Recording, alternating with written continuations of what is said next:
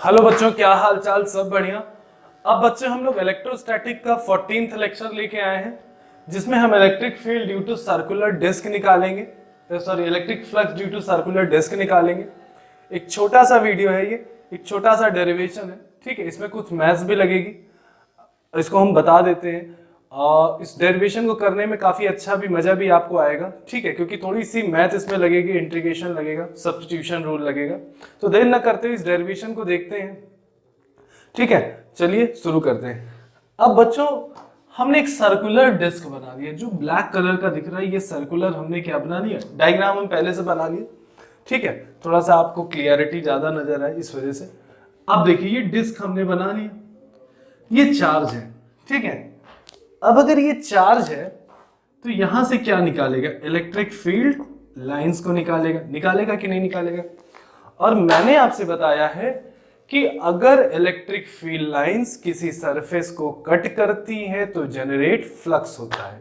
या ये भी कह सकते हो कि किसी सरफेस को कितनी number of electric field lines cut करती है उसी को फ्लक्स कहते हैं। अब ये इलेक्ट्रिक फील्ड लाइन निकल रही, अब उसके सामने एक सर्कुलर डिस्क ऐसे ले आके ऐसे आप खड़े हो जाओ। जैसे सपोज करो टाटा स्काई का जो छत पे नहीं लगा रहता है, देखा होगा प्ले, उसको अगर आप ऐसे इलेक्ट्रिक फील्ड लाइन निकल रही उसी के बीच ऐसे ले जाके ऐसे खड़े हो जाओ, तो इलेक्ट्रिक फील्ड लाइन वो कट करके बाहर निकलेगी ना। तो क्या होगा, जिस जिस पॉइंट पे कटिंग होगी उस पॉइंट पे क्या निकलेगा, फ्लक्स निकलेगा। तो हम आइए फ्लक्स निकालते हैं। कैसे निकलेगा ये मैं आपको सिखाता हूं। फ्लक्स का बच्चों बेसिक फॉर्मूला अगर आप ध्यान से देखो तो क्या होता है, dot product of electric field into area vector. ये कब, जब एंगल भी कांस्टेंट हो, इलेक्ट्रिक फील्ड भी कांस्टेंट, एरिया भी कांस्टेंट हो। अगर वेरिएबल केस आ जाए तब क्या करेंगे, तब हम इंटीग्रेशन का इस्तेमाल करते हैं और छोटे से एरिया में निकाल के उसको पूरे सरफेस तक इंटीग्रेट कर देते थे। तो आइए देखते हैं यहाँ वेरिएबल केस कैसे बन रहा है। अगर हम देखें बच्चों, ये इलेक्ट्रिक फील्ड अगर यहां से पास करती है, ठीक, तो देखिए प्लेन तो ये होगा, एरिया वेक्टर देखिए हर जगह ये परपेंडिकुलर दिखाई दे रहा है, ऐसा है। मगर इलेक्ट्रिक फील्ड, अब देखिए ये डॉट प्रोडक्ट होगा, अगर इसको ओपन करोगे तो क्या होगा, E D A cos theta होगा कि नहीं होगा। और ये जो थीटा है किनके बीच का एंगल, इनके और इनके बीच का एंगल है। अब देखिए क्या ये इलेक्ट्रिक फील्ड और एरिया के एंगल, जो बीच एंगल बन रहा है, क्या वेरिएट कर रहा है क्या, आइए चेक करते हैं। अब देखिए यहाँ पे देखिए इलेक्ट्रिक फील्ड सीधे निकली, एरिया वेक्टर, तो यहाँ पे अगर देखें तो थीटा कितना बन गया, 0। अब थोड़ा सा और आए तो कुछ देखें एंगल कुछ और बना, इसको मान लेते हैं। ठीक है, कुछ बढ़ता हुआ एंगल 0 था, बढ़ गया। और ऊपर गए तो देखिए चेंज हो, और ऊपर जाएंगे तो हम देखेंगे और ज्यादा एंगल बनेगा।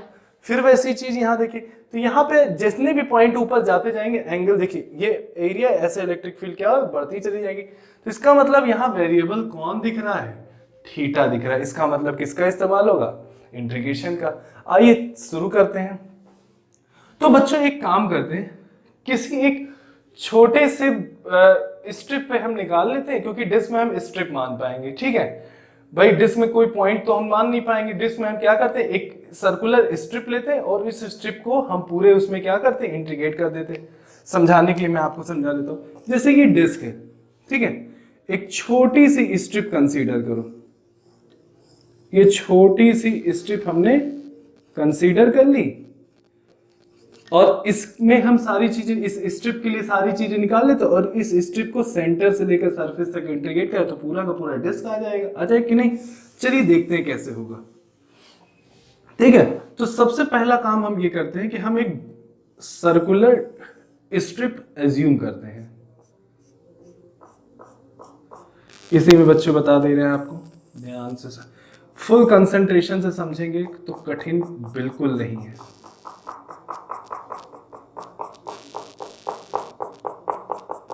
ठीक, कितने थिकनेस की स्ट्रिप माना है, डी आर, कितनी डिस्टेंस पे माना है, आर डिस्टेंस पे माना है। और ये सर्कुलर जो डिस्क है इसका रेडियस कितना है, कैपिटल आर, जो कि दिख रहा होगा। ठीक है, कुछ चीजें हम मिटा देते हैं तो इससे आपको क्या होगा, साफ सुथरा दिखाई देगा। ठीक है, चलिए ध्यान से, जो जिसका भी काम नहीं है हमें। आप भी सोचोगे इतनी ज्यादा चीज बनी है। ठीक है, मेन डायग्राम आप बना लीजिएगा पहले ही।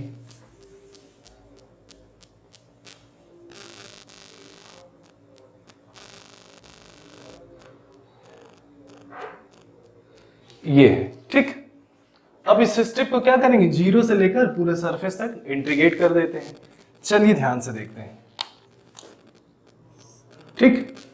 आइए देखते हैं इस पॉइंट पे अगर इलेक्ट्रिक फील्ड अगर हम निकालिए, छोटा सा अगर देखें तो ये पॉइंट पे अगर देखेंगे छोटी सी स्ट्रिप है, एरिया भी छोटा सा, इलेक्ट्रिक फील्ड ये होगी, इनके बीच मान लेते हैं कितना डिग्री बन रहा है, थीटा डिग्री। तो वो थीटा, तो बच्चों ये भी क्या होगा, थीटा होगा। मान लेते हैं ये जो चार्ज है इस सेंटर से कितनी दूरी पे है, ये चार्ज सेंटर से हम मान लेते हैं, कुछ भी मान लेते हैं, एक्स मान लेते हैं, कितनी दूरी पे यहाँ पे, ठीक है। तो अगर हम ध्यान से देखें, इसका तो हमें कोई काम नहीं है फिलहाल, ठीक है, ये तो हम मिटा देते हैं इसको, डायग्राम में एक बड़ा सा बना लीजिएगा, फिर उसके बाद डेरिवेशन में ये सब, ठीक। ध्यान से देखते हैं, ये हो गया। तो ये डिस्टेंस अगर निकालिए कितनी हो गई, x square plus R square, दिख रहा है। अब चलिए शुरू करते हैं, ठीक। अब हम देखेंगे इसकी, अब देखिए फ्लक्स निकालने के लिए जरूरत क्या, इलेक्ट्रिक फील्ड की। फ्लक्स निकालने के लिए क्या चाहिए, इलेक्ट्रिक फील्ड। तो इस पॉइंट चार्ज के लिए इलेक्ट्रिक फील्ड हम वहां स्ट्रिप पे निकालते हैं, देखते हैं कितना होगा। इंटीग्रेशन की लिमिट क्या होगी, जीरो से लेकर कहां तक, आर तक। भाई डिस्क हमारी जीरो है, फिर पूरा रेडियस कैपिटल आर जो डिस्क है रेडियस का। इलेक्ट्रिक फील्ड का फॉर्मूला क्या होता है, 1/4πε0, ठीक। चार्ज कितना है, क्यू है, आर स्क्वायर, जितनी डिस्टेंस पे, कितनी डिस्टेंस है, ये डिस्टेंस है, कितना हो जाएगा, x square plus R square, और क्या नीचे लगा होता है, स्क्वायर लगा होता है, इतनी चीज। अब आगे बढ़े, क्या लिखा है, एरिया। अब छोटी सी जो स्ट्रिप है उसका अगर एरिया निकालेंगे तो क्या हो जाएगा, भाई स्ट्रिप को अगर काट लो तो तुम्हें स्ट्रिप ऐसी दिखाई देगी, और उसको सीधी कर लो, ये टोटल डिस्टेंस सरकमफ्रेंस हो जाएगी, और स्ट्रिप की जो थिकनेस है वो कितनी है, dr है। तो एरिया अगर देखेंगे छोटा सा, तो अगर हम देखेंगे एरिया तो कितना होगा, 2πr इंटू डी आर, हो गया 2πr इंटू डी आर, इतनी चीज हो गई। आगे cos थीटा लिखा है, cos थीटा क्या होगा, यहां से देखिए base upon hypotenuse, x upon root के अंदर x square plus R square, ये हो गया। अब जो चीज कट रही है उसको काट लो, भाई कितना होगा, भाई पाई से पाई कैंसिल, 2 से 4 कैंसिल, तो कितना आएगा, 2 आएगा। तो देखिए क्या चीज कांस्टेंट है उसको बाहर कर लो, चार्ज तो कांस्टेंट है उसको हमने बाहर कर लिया, यहाँ 2 कांस्टेंट है बाहर, एप्सिलॉन नॉट कांस्टेंट है बाहर, हो गया। x डिस्टेंस ये तो फिक्स है, चार्ज तो फिक्स है, x भी बाहर कर लिया। इंटीग्रेशन में देखते हैं, जीरो से लेकर r तक क्या क्या बच रहा है। देखिए बच्चों यहाँ स्क्वायर से रूट कटा तो पावर 1 हुई, और ये पावर 1/2, तो कितना हो जाएगा, x square plus R square की पावर कितनी हो गई, 3/2 हो गई, और ऊपर क्या बचा, आर डी आर। तो अगर ध्यान से देखिए, अगर हम इतने चीज का इंटीग्रेशन कर लेते हैं तो हमें क्या मिल जाता है, फ्लक्स मिल जाता है। अब इसका इंटीग्रेशन मैं आपको करके बताता हूं, ठीक। बच्चों इसके इंटीग्रेशन करने के लिए हमें मैथ का बताएं, थोड़ा सा सब्स्टिट्यूशन रूल फॉलो करना पड़ेगा। जो मैथ के बच्चे होंगे वो जानते होंगे, और नहीं जानते तो मैं आपको तरीका बताता हूँ करने के लिए, और आप बड़े इजी टू प्रोसेस कर सकते हो, ठीक है। ऊपर का नोट कर लीजिए, थोड़ा बोर्ड साफ हो जाए मेरा, पॉज करके नोट कर लीजिएगा, ठीक।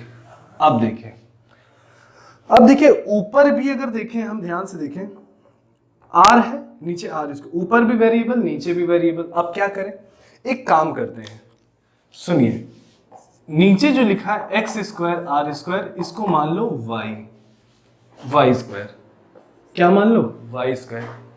हम कुछ लेट कर लेते हैं, ठीक है, थोड़ा छोटा भी करने के लिए, इसको सब्स्टिट्यूशन रूल कहते हैं।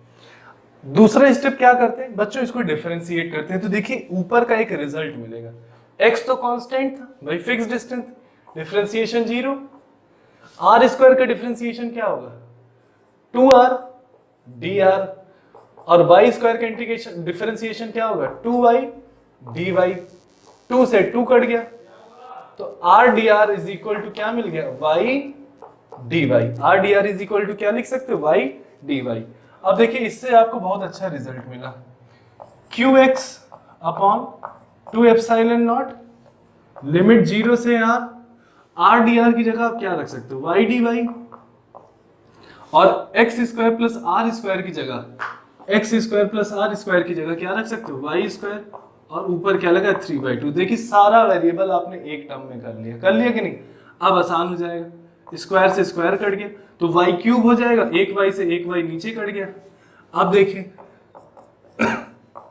qx अपॉन 2 एप्सिलॉन नॉट, 0 से लेकर कहां तक r, क्या हो गया dy अपॉन वाई स्क्वायर। इसका इंटीग्रेशन कर ले, हमारे पास रिजल्ट तैयार हो जाता है।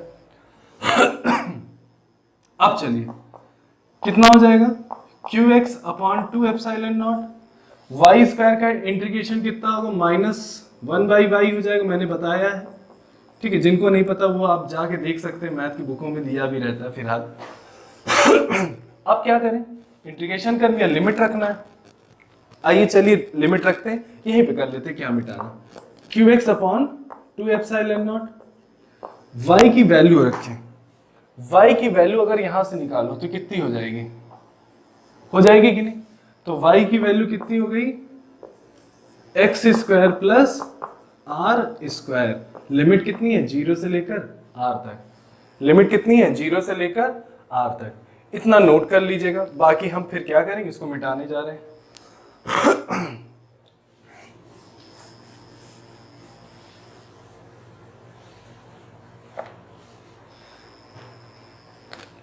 चलिए अब हम फ्लक्स लिखने जा रहे हैं, लिमिट रखते हैं qx अपॉन 2 एप्सिलॉन नॉट। ठीक है, सबसे पहले वेरिएबल कौन था, r वेरिएबल था, लिमिट रखिए x स्क्वायर प्लस r की जगह क्या रखे r, माइनस लोअर लिमिट रखिए x स्क्वायर, r की वैल्यू 0, लोअर लिमिट हो गई। ठीक, अब देखिए माइनस से माइनस क्या हो गया, प्लस हो गया, फ्लक्स। ठीक है, देख लेते हैं कोई गलती नहीं है। ठीक, flux q x upon 2 epsilon not. अब देखिए यहां से कितना बचा, अगर ध्यान से देखिए तो स्क्वायर से रूट भी कैंसिल हो जाएगा, और प्लस में तो 1/x, इसको पहले लिख लेते हैं, इसको बाद में लिख लेते हैं।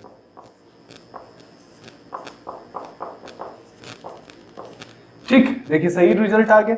अब क्या कर ले, चाहे तो x कॉमन ले सकते हैं यार। ठीक है, अगर हम नीचे से x कॉमन ले लें तो भी हमारा पर्पस सॉल्व हो जाता है, नहीं तो क्या करो, इतने पे ही अगर छोड़ना चाहो तो भी छोड़ सकते हो।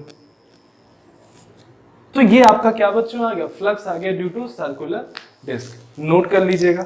ठीक है, समझ में आया होगा ये डेरिवेशन। ठीक है, जैसा भी हो कमेंट करके जरूर बताइएगा, सब्सक्राइब करना, बेल आइकन हिट करना बिल्कुल मत भूलिएगा। Thank you.